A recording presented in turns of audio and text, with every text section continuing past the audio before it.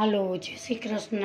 આજે હું તમારી સમક્ષ એક મેજિક પાવડર લઈને આવી છું। મારો વિડીયો ગમે તો લાઈક કરજો, શેર કરજો અને સબસ્ક્રાઈબ કરવાનું તો ભૂલશો જ નહીં। અહીંયા મેં એક ત્રાંબાની લોટી લીધી છે, એને જરાક આવી રીતે પાણીવાળી કરીશું। સ્ક્રબ લઈ અને પાવડર રીતે આવી રીતે ઘસી લઈએ। તમે જોઈ શકો છો કે આપણે જરા જરા હાથ અડાડીએ છતાં આપણે એકદમ સરસ ચોખ્ખી થઈ જાય છે। તો આ પાવડરની આજે રેસીપી આપણે સ્ટાર્ટ કરીશું। આજની મારી રેસીપી ગમે, મારો વિડીયો તમને ગમે તો લાઈક શેર અને સબસ્ક્રાઈબ કરજો। બેલ આઇકોનના બટનને જરૂરથી દબાવજો, મારી નવી નવી રેસીપી તમારા મોબાઈલમાં જોવા મળે। હાલો, જય શ્રી કૃષ્ણ। મારા કિચનમાં આપણું હાર્દિક સ્વાગત છે। આજે આપણે એક જાદુઈ પાવડર બનાવીશું। એ પાવડરથી તમે ત્રાંબાના, પિત્તળના, એલ્યુમિનિયમના કોઈ પણ વાસણ તમે ચોખ્ખા ચકચકાટ ઉટકી શકો છો। અહીંયા આપણે અડધી વાટકી જાડો લોટ, તમે ઝીણો પણ લઈ શકો। અહીંયા મેં જાડો લોટ લીધેલો છે। અડધી વાટકી જાડો લોટ, અડધી વાટકી મીઠું, જાડું ઝીણું મીઠું તમે કોઈ પણ ઉમેરી શકો છો। અહીંયા અડધી વાટકી કપડાં ધોવાનો પાવડર, એ પાવડર તમે કોઈ પણ લઈ શકો છો। અહીંયા મેં અડધાથી ઓછા લીંબુના ફૂલ લીધા છે। આ બધું આપણે મિક્સર જારમાં પીસી લેશું। સૌપ્રથમ જાડો લોટ નાખીશું,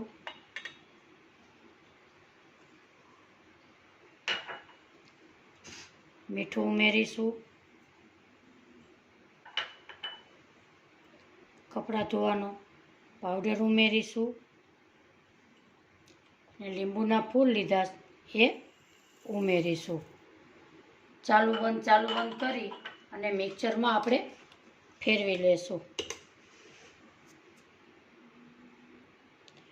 અહીંયા આપણે પાવડર એકદમ બારીક પીસી લીધેલો છે, એને આપણે એક બાઉલમાં કાઢીશું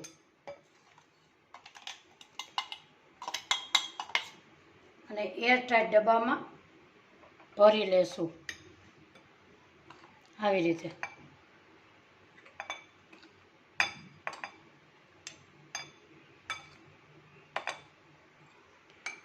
એને ફટાફટ આપણે એરટાઈટ ડબ્બામાં ભરી લેશું। અહીંયા આપણે ઢાંકણું બંધ કરી અને આપણે એક શીશીમાં ભરી લીધેલો છે। અહીંયા આપણે બાઉલમાં થોડો રહેવા દીધો છે। આપણે લાઈવ ડેમો જોઈ લઈએ। એક પાણી લીધું છે, એમાં આપણે ત્રાંબાની લોટી લીધેલી છે, એને આપણે થોડું આવી રીતે પાણીવાળું કરીશું। હવે આપણે સ્ક્રબની મદદથી આપણે આવી રીતે ઘસીશું। તમે જોઈ શકો છો કે આપણે એકદમ પણ ભાર પણ નથી દેવાનો અને એકદમ સરસ ચોખ્ખી થઈ જાય છે। આ પાવડર તમે ઘરે પણ બનાવી શકો છો। આપણે આવી રીતે એકદમ ઘસી લઈએ। તમારે પિત્તાંબરી પાવડર લેવાની જરૂર નથી, ઘરની જ વસ્તુમાંથી તમે પાવડરને બનાવી શકો છો। પહેલાં કરતાં આપણી ત્રાંબાની લોટી ચોખ્ખી સરસ થઈ ગઈ છે। ત્રાંબુ, એલ્યુમિનિયમ કોઈ પણ હોય તો તમે એ લોખંડની એ તમે ઉટકી શકો છો। હવે આપણે આ એક ડબ્બી લેશું અને આપણે આમાં પણ આપણે ટ્રાય કરી લઈએ।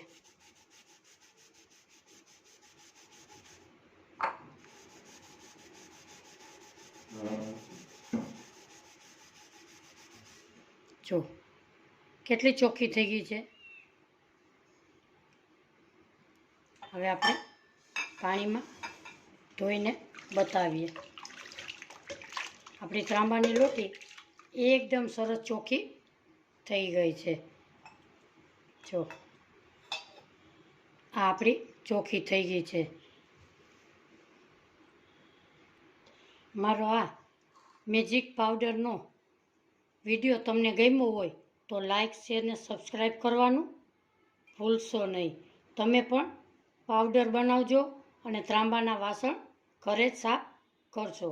આજની મારી રેસીપી ગમી હોય તો લાઈક શેર ને સબસ્ક્રાઈબ કરવાનું ભૂલશો નહીં. ફરી મળીશું એક નવી રેસીપી સાથે. ત્યાં સુધી બધાને મારા જય શ્રી કૃષ્ણ.